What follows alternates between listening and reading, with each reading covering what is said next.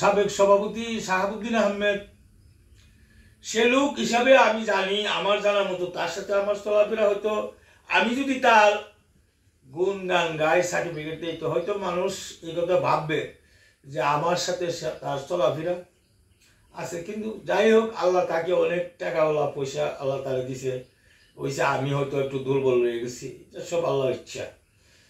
তবে আমি তাকে কোনোদিন কোনো অনৈতিক কাজে তারা আমি পাইছি না। হয়তো তার সঙ্গভঙ্গ, তার আত্মীয় স্বজন থাকতে পারে, ঘুষ করতে পারে, এটা আমি মানি। যেহেতু আমি বোলাগঞ্জে যাই না আজকে 20 বছর যাব, আমি কোনোদিন বোলাগঞ্জে গেছিলাম, শুধু এইবার কোরবানির পরে একবার আমি সাদা পাথর দেখতে গেছিলাম। এই 20-25 বছরের ভিতরে গেছি। কিন্তু বোলাগঞ্জে আমারও কিছু জায়গা ছিল, থলবন্দরে নিয়ে গেছে, আমি ওইখান থেকে ট্রাই করছি, আমার খরিদার সম্পদ খরিদ করছিলাম।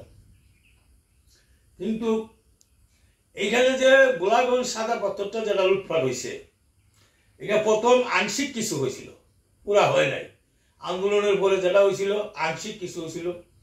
এখানে শাহাবুদ্দিনে হয়তো আমাদের যুক্তি পরামর্শ, শাহাবুদ্দিন এখানে একটা টিম গঠন করে বেশ কয়েকদিন এখানে অভিযান দিছে, অভিযান দিয়ে এগুলো বন্ধ করছে, বন্ধ হয়েছিল।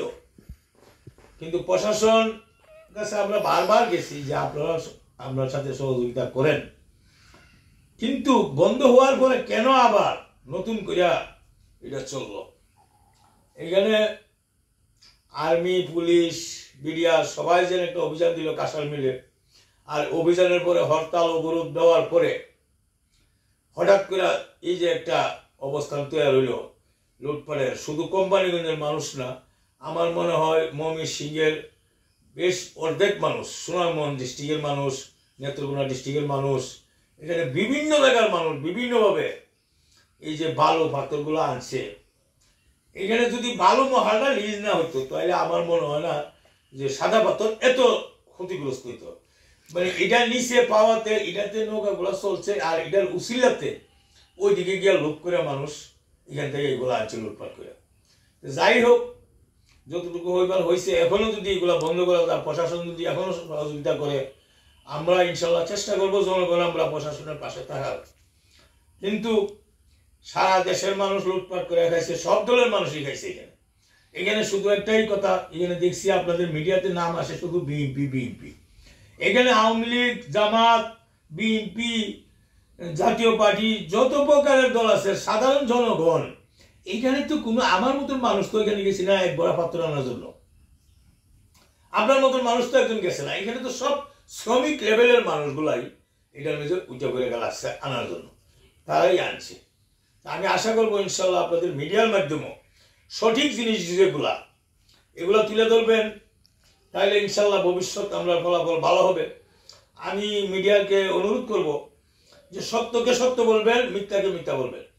যদি করেন তাহলে ইনশাল্লাহ আপনারাও যদি ঠিক থাকেন, আমাদের পাশে থাকেন, ইনশাল্লাহ আমরা আশা করি গোলাগঞ্জের এগুলো ইনশাল্লাহ বন্ধ হয়ে যাবে।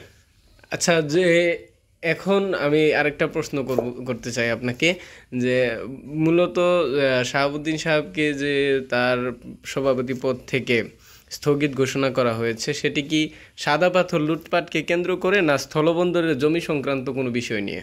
আমি যেটা জানি, আমি যতটুকু জানি যে তার নামে বিরোধরা আসিল বা তার নামে এলিগেশনটা করা আসিল জমি সংক্রান্ত ব্যাপারটা নিয়ে।